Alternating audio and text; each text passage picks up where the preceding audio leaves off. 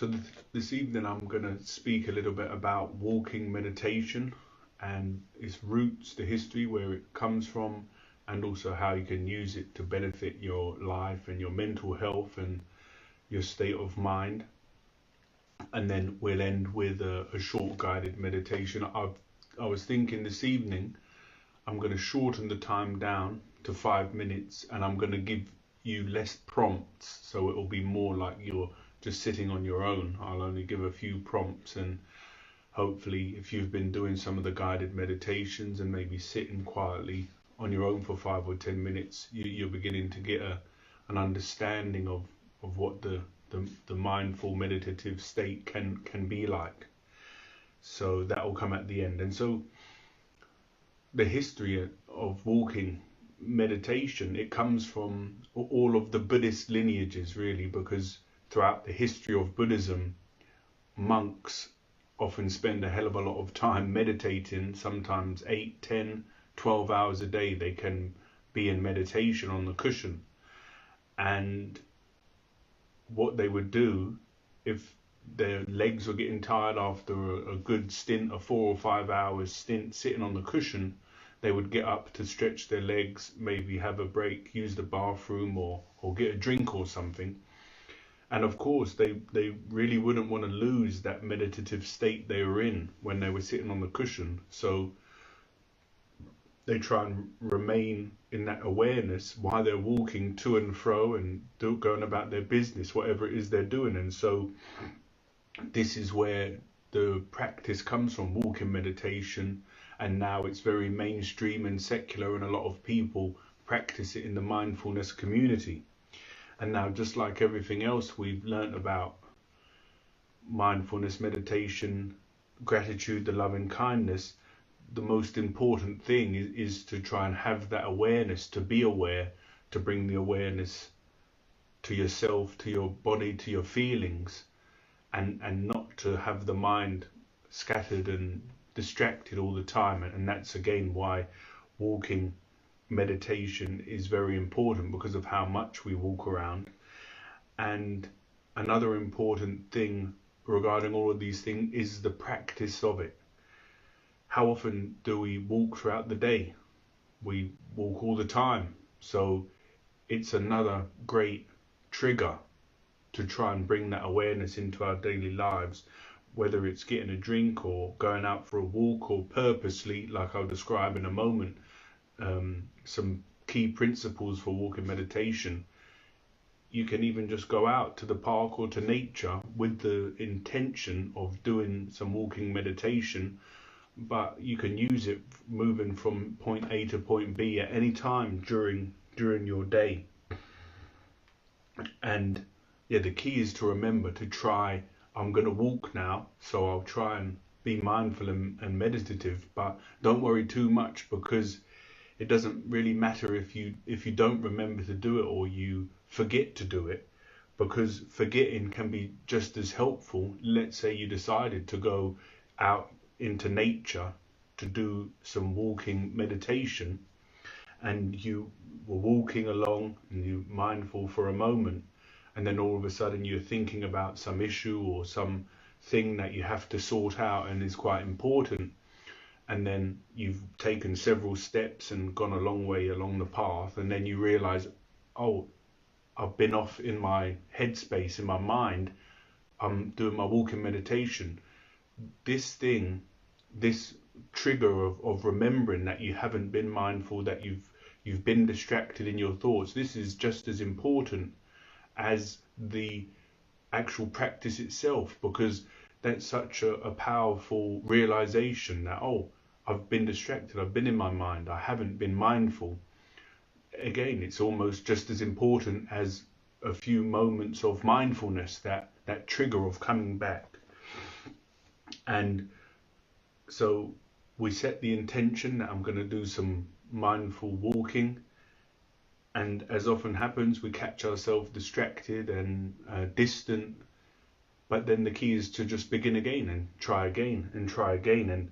And you may even get to a point where you can be so frustrated by it because the mind just keeps wandering. And yeah, again, this is why practice is so important, because then you can develop, it's like a muscle, you can develop it, the mindful muscle, if you like. And walking meditation, it gives us a great opportunity to, like I say, to gather our awareness and our mindfulness, and not be distracted by the mind always, because the Buddha says it, I think it's in the Dhammapada, one of the Buddhist scriptures. He says that the Buddhist way, or any mindful or spiritual path that's lived with intensity, he says that the way is to swim against the current of life, because everyone's just being taken by the current. Something happens and they react. Something goes on the news and they react to that, and they're constantly reacting and just going with the flow of the stream.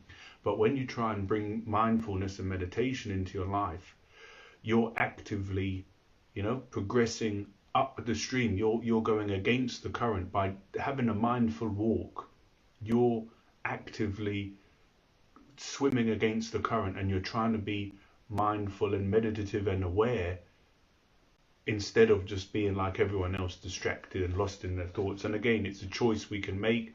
That's why I'm sharing these videos with you, because we can make a choice, have no intention for the day, or set several alarms during the day and plan it out. When I'm going to go out for a walk, and then I'll have a mindful coffee, and then I'm going to sit for 10 minutes, and to set these alarms and structure our day. Yeah, if you try it with intensity, you'll find it can really bring benefits to your life.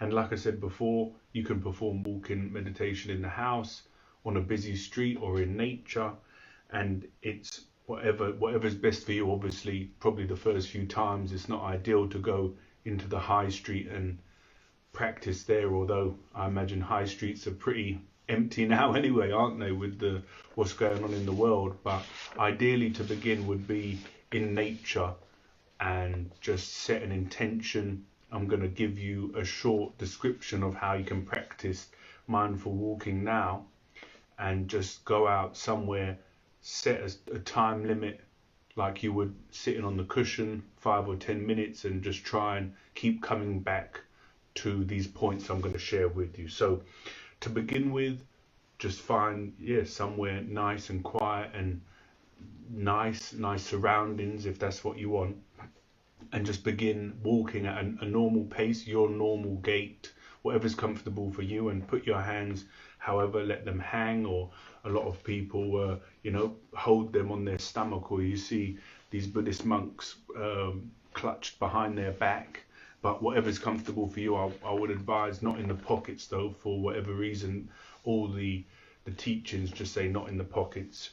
And if you find it useful, and it is very useful to begin, is to practice counting your steps.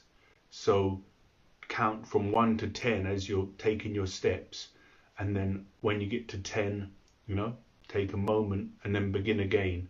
And this is just another anchor, if you like, because you can be aware very easily if you've stopped counting. You can even count out loud if there's no one around. And just anything that helps to stay mindful. And what you want to do is you want to begin with, just whether you're counting or not, just be aware of everything, every bodily sensation of your feet coming off the floor, landing on the floor, how your body feels. Is there any tension anywhere in the body? And as much as you can, just come back to the sensation of walking. What's the weather like, the sky, your surroundings, and just be mindful of how your body's feeling. And then what you can do after you've done that for a few minutes, try and expand your attention out to sounds. So by maintaining the awareness of your body walking along and how that feels, then try and bring in the sounds, and don't try and label and judge the sounds. Just open your ears up and just let the sounds come in, and just let sound be sound, and notice it for that. Don't label or judge it. Then after you've done sound for a few moments, you can bring in smell. Are there any smells around that that are coming in that you notice depending on where you are. There might be different spells, and then you move on to vision lastly, and just as you're walking and taking everything in, just observe what you can see. And hopefully if you've done these first steps, you should begin to see these things, or these places. You might walk there regularly, but because of your mindful walking practice, everything will be clearer and more vibrant. So, and then just keep walking as long as you're able with all these points in mind. And in the last few moments when it's time to stop, or you've decided you've had enough mindful walking, just try and take a moment, stop and take everything in, and then try and bring that awareness with you throughout your day as much as you can. And that is the key with all these things, whether it's gratitude or loving kindness, or sitting down in the morning or evening on the cushion, or mindful walking. The whole key is just to make that mindfulness, that state of mindfulness, a habit. And if it becomes a more regular habit in your life, then you need less effort to remain more aware and more mindful.